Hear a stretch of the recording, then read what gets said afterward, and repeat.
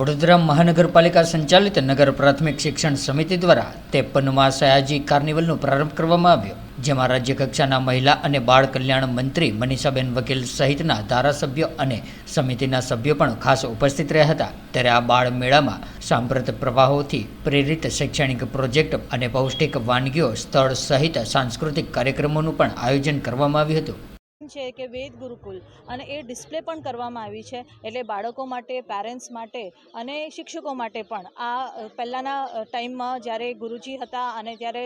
ગુરુકુલમાં જઈને બાળકોને નાનપણથી મૂકવામાં આવતા અને જ્યાં સુધી એ પૂરી તરહ તૈયાર ના થતા તો અલગ અલગ ફેઝમાં કેવી રીતે એમને શિક્ષણ આપવામાં આવતું એનું પ્રદર્શની સાથે સાથે NEP જે આપણે વાત કરીએ છીએ, નેશનલ એજ્યુકેશન પોલિસી,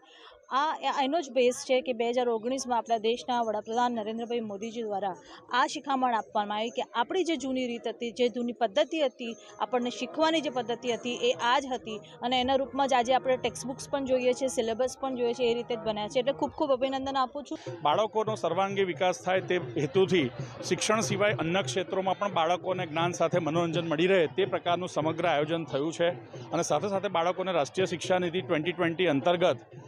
ગુરુકુલ શિક્ષા પદ્ધતિ જે મૂળમાં હતી એ પદ્ધતિથી પણ અવગત થાય અને આપણા સાંસ્કૃતિક વારસાનું પણ જ્ઞાન મળે તે પ્રકારનો એક સમિતિની ટીમ દ્વારા સુંદર પ્રયાસ થયો।